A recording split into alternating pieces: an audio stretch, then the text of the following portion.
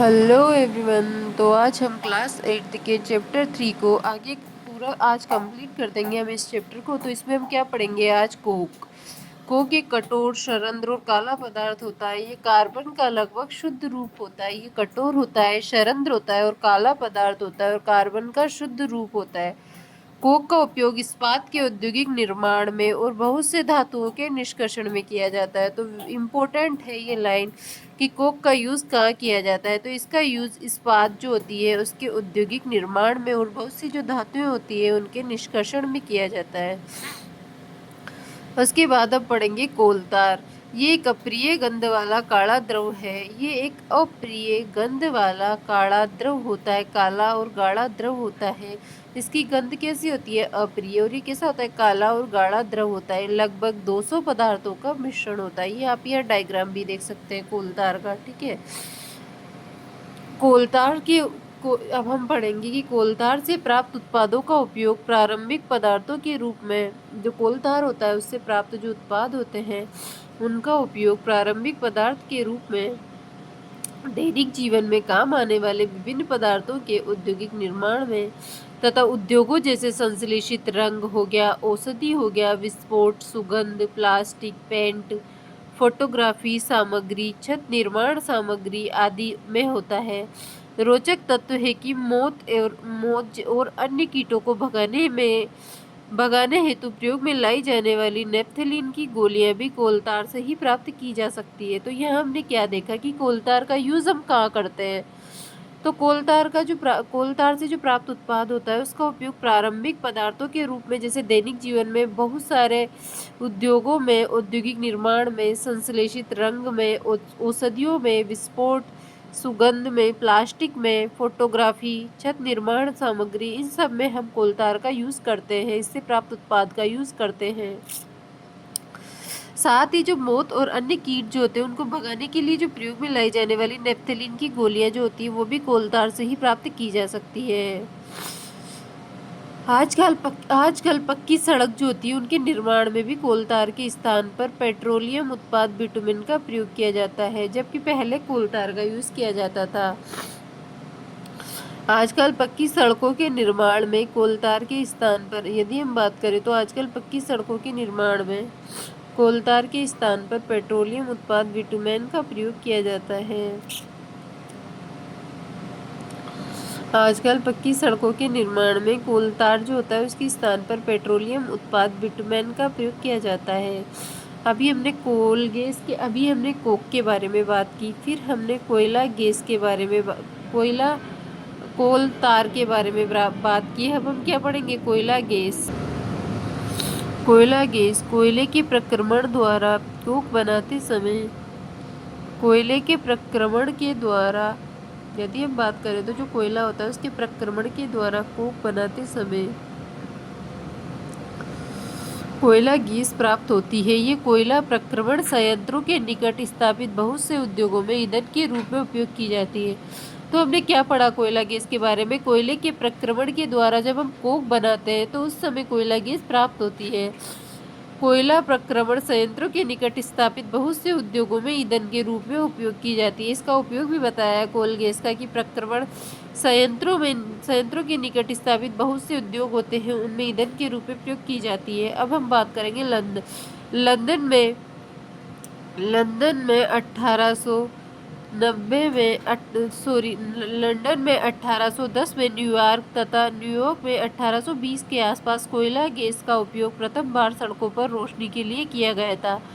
आजकल इनका उपयोग रोशनी के बजाय ऊष्मा के स्रोत के रूप में किया जाता है। तो ये इम्पोर्टेंट है, यहाँ पर अंडरलाइन कर लेना।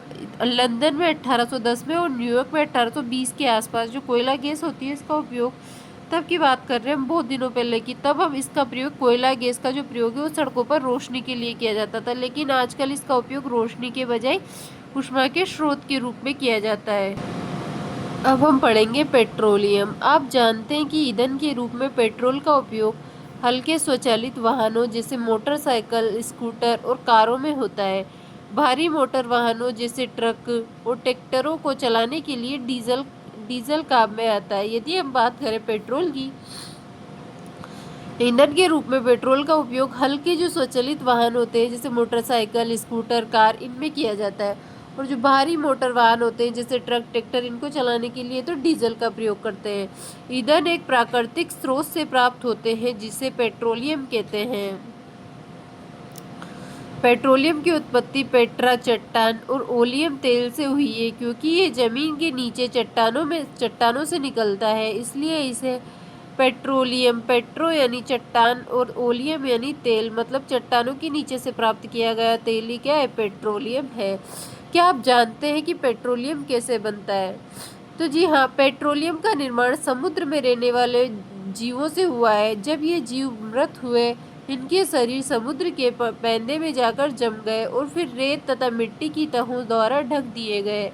लाखों वर्षों में वायु की अनुपस्थिति, उच्च ताप में मृत जीवों को पेट्रोलियम और प्राकृतिक गैस में परिवर्तित कर दिया। वायु की अनुपस्थिति, उच्च दाब और उच्च ताप में मृत जीवों को पेट्रोलियम और प्राकृतिक गैस में परिवर्तित कर दिया। फिर आगे देखिए चित्र 3.4 में देखिए जो पेट्रोलियम और प्राकृतिक गैस के भंडारों को दर्शाता है। आप देख सकते हैं कि पेट्रोलियम तेल और गैस की परत जल की परत के ऊपर है। ऐसा क्यों? याद करिए कि तेल और गैस जल से हल्के होते हैं, इसमें मिश्रित नहीं होते। विश्व का पहला तेल का कुआं पेंसिल्वेनिया, अमेरिका में 1859 में प्रवेदित ड्रिल किया गया था। 8 वर्ष बाद 1867 में असम के माकूम नामक स्थान पर तेल का पता चला। भारत में तेल असम, गुजरात, बॉम्बे हाई, गोदावरी, कृष्णा नदियों के बेसिन में पाया जाता है। पेट्रोलियम का परिष्करण। तो पेट्रोलियम गहरे रंग का तेलीय द्रव है, इसलिए पेट्रोलियम गहरे रंग का तेलीय द्रव होता है, इसलिए गंध अप्रिय होती है। विभिन्न संघटकों जैसे पेट्रोलियम गैस, पेट्रोल, डीजल, स्नेहक तेल, पैराफिन, मोम आदि का मिश्रण होता है। पेट्रोलियम के विभिन्न संघटकों को अलग करने को ही कहते हैं, परिष्करण कहते हैं। जैसे यहाँ डायग्राम देखिए, यहाँ पर क्या है, जो गैस है वो पेट्रोल के, यहाँ पर चट्टाने हैं, उस जल है, उसके ऊपर क्या है, तेल है। गैस है मतलब तेल, जो गैस होती है ना वो तेल, पेट्रोल और गैस जो होती है वो सब पानी के ऊपर ही होती है क्योंकि पानी से हल्की होती है। ठीक है, ये पेट्रोलियम परिष्करणी को आप यहाँ पर देख सकते हैं, संयंत्र को। तो इसको पृथक करने का प्रक्रम जो होता है वही परिष्करण कहलाता है। ये कार्य पेट्रोलियम परिष्करणी में संपादित किया जाता है। पेट्रोलियम के विभिन्न संघटक और उनके उपयोग सारणी 3.1 में दिए गए हैं। पेट्रोलियम के विभिन्न संघटक और उनके उपयोग। तो जो एलपीजी होता है उसका प्रयोग घरों में ईंधन के रूप में और घरों और उद्योगों में ईंधन के रूप में, पेट्रोल को मोटर ईंधन, शुष्क धुलाई के विलायक में, वहीं पर मिट्टी का जो तेल होता है उसे स्टोव लैम्प, जेट वायुयान के ईंधन में, डीजल भारी मोटर वाहनों और विद्युत जनरेटरों के लिए, स्नेहक तेल स्नेह के रूप में, पैराफिन, मोम, मरहम, मोमबत्ती, वैसलीन आदि में, बिटुमेन, पेंट और सड़क के निर्माण में। इसके अलावा हम यहाँ पर देखेंगे पेट्रोल और प्राकृतिक गैस से अनेक उपयोगी पदार्थ प्राप्त किए जाते हैं। इन्हें पेट्रो रसायन कहते हैं। इनका उपयोग अपमार्जक, रेसे, पॉलिस्टर, नायलॉन, एक्रिलिक आदि, पॉलीथीन और अन्य मानव निर्मित प्लास्टिक आदि के औद्योगिक निर्माण में किया जाता है। प्राकृतिक गैस से प्राप्त हाइड्रोजन गैस का उपयोग उर्वरकों,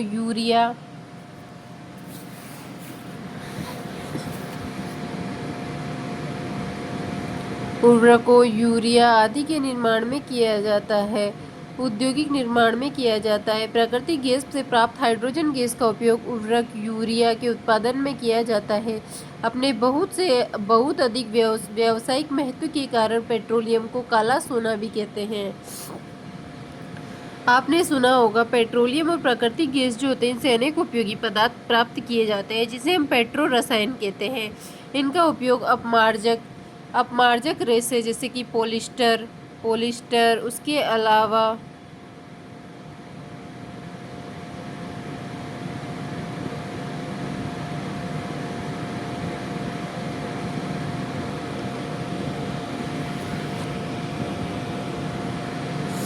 पॉलिस्टर, इसके अलावा नायलॉन, एक्रिलिक आदि, पॉलीथीन और अन्य मानव निर्मित प्लास्टिक आदि औद्योगिक निर्माण में किया जाता है। प्राकृतिक गैस से प्राप्त हाइड्रोजन गैस का उपयोग उर्वरक यूरिया का उत्पादन करने हेतु किया जाता है। बहुत अधिक व्यवसाय के कारण पेट्रोलियम को काला सोना भी कहते हैं।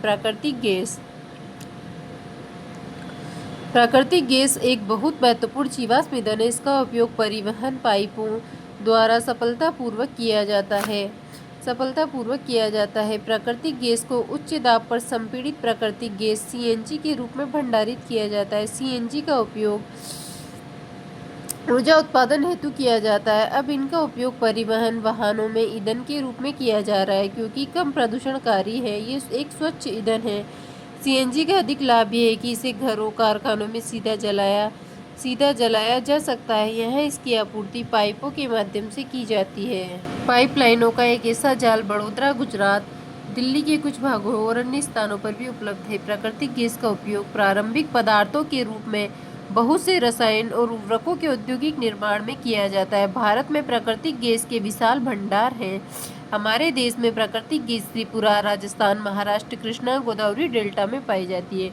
क्या प्रयोगशाला में मृत जीवों से कोयला और पेट्रोलियम प्राकृतिक गैस बनाई जा सकती है?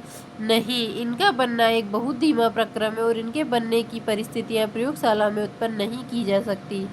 उसके अलावा कुछ प्राकृतिक संसाधन जो है सीमित है। आपने इस अध्याय में प्रारंभ में पढ़ा है कि कुछ प्राकृतिक संसाधन जैसे जीवाश्म ईंधन, वन, खनिज आदि समाप्त होने वाले हैं। कुछ प्राकृतिक संसाधन जो है सीमित होते हैं, जैसे कि जीवाश्म ईंधन है, वन है, खनिज है आदि समाप्त होने वाले हैं। आप जानते हैं कि कोयला और पेट्रोलियम जीवाश्म ईंधन है। मृत जीवों के ईंधन में परिवर्तन के लिए लाखों वर्ष का समय लगता है। दूसरी ओर इससे ज्ञात भंडार कुछ सौ वर्षों तक चलने वाले हैं। इसके अतिरिक्त इन ईंधनों का जलना वायु प्रदूषण का प्रमुख कारण है। अतः इनका संबंध विश्व उष्णन से भी है, ग्लोबल वार्मिंग से भी है।